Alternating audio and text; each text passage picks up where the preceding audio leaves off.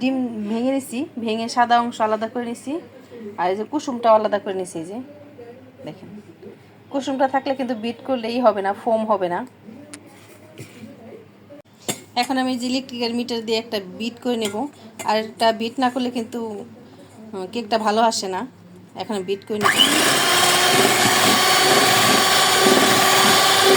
আর এখানে চিনি দিতে হবে, চিনি অল্প অল্প করে দিব। আর এই কাপের আমি 2 কাপ ময়দা নেব, আর চিনি দিয়ে দিব আমি 1 কাপ। চিনি আমি এখানে 3 বার ব্যবহার করব, একসাথে দেওয়া যাবে না। দিয়ে আমি বিট করে নেব।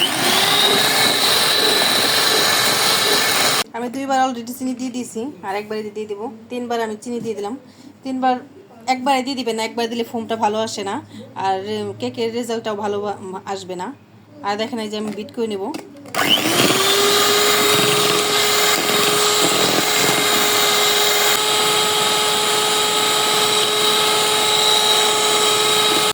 দেখেন এই যে ফোমটা কত সুন্দর হয়েছে। আর এখন আমি ডিমের কুসুম 2টা দিয়ে দিব।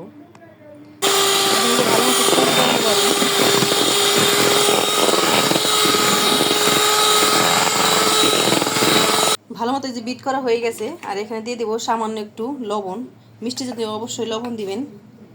আর দিয়ে দিব এখানে আমি বেকিং পাউডার। বেকিং পাউডার দিয়ে দিলাম 1.5 চা চামচের মতো।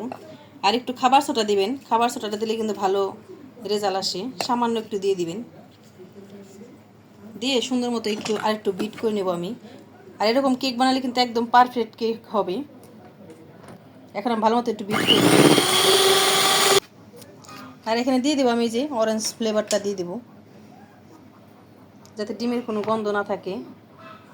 দেখেন এই যে এতটুকু দিয়ে দিলাম। ভালো মতো যে একটু বিট করে নেব।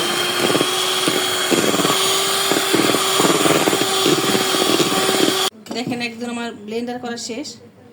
আর এখন এই যে ময়দাটা দিয়ে দিব। ময়দাটা অবশ্যই যে চেলে নিতে হবে, চেলে নিলে কিন্তু রেজাল্টটা ভালো আসে।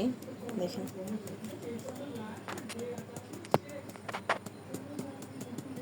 দেখেন এই যে অর্ধেকটা আমি চেলে নিছি, আর অর্ধেকটা নেব চেলে। আর একটু আলতো হাতে এরকম করে নেব, যাতে ফোমটা না ভেঙে যায়। আর ফোমটা যত ভালো থাকবে পারফেক্ট হবে, তো কেকটা কিন্তু পারফেক্ট হবে। আমি এখানে কিন্তু এই যে মালটাটা ব্লেন্ডার করে রাখছি, ওটা দিইনি, এখনও দিব লাস্টে। ওটা আগে ফোমের সাথে মিলাই নেব, তারপর দেব। দেখেন আলতো হাতে মিলাতে হবে।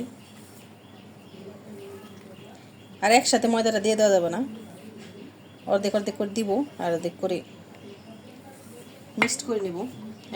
আর এখানে 1 চা চামচ গুঁড়া দুধ দিয়ে দিব, 2 চা চামচ দিয়ে দিলাম। আর গুঁড়া দুধটা দিলে কিন্তু ফ্লেভারটা ভালো আসে। আর আমি এই যে মালটার যে জুসটা আমি ছেঁকে দেব।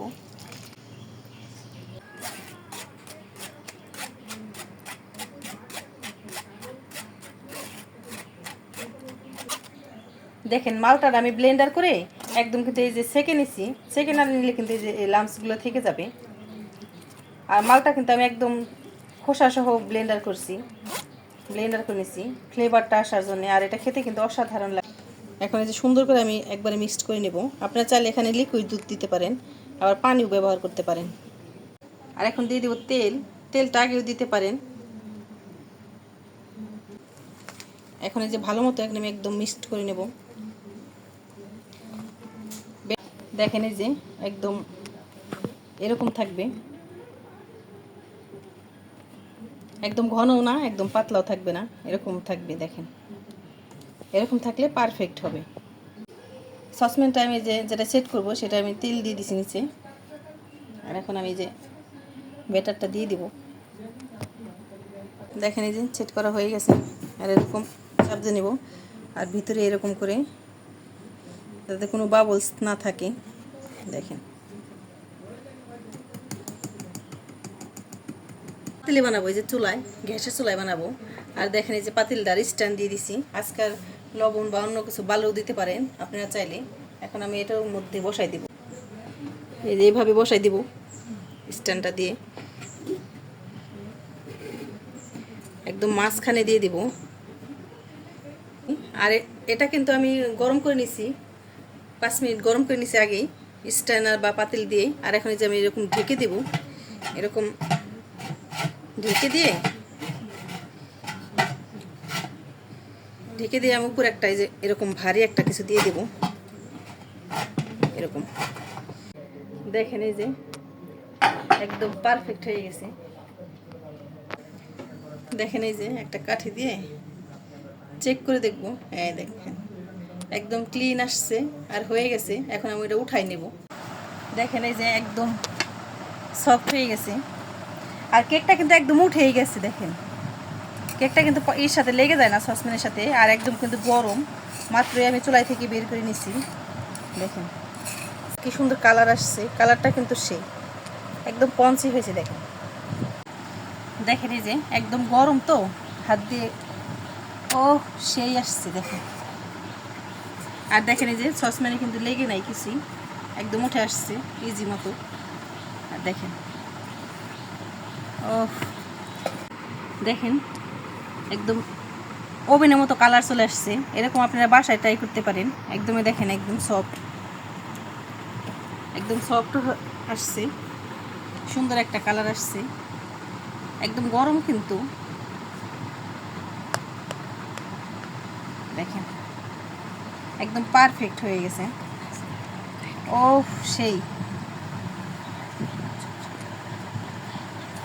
দেখেন একদম সেই আসছে আর সুন্দর একটা ফ্লেভার আসছে।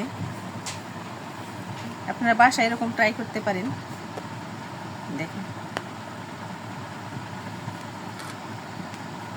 দেখেন একদম জালি জালি হয়ে গেছে এই যে। সেই অসাধারণ। আপনারা বাসায় ট্রাই করতে পারেন। আর আমাদের ভিডিওটি ভালো লাগলে লাইক এবং শেয়ার করে দেবেন। আপনারা ভালো থাকবেন, সুস্থ থাকবেন। আল্লাহ হাফেজ।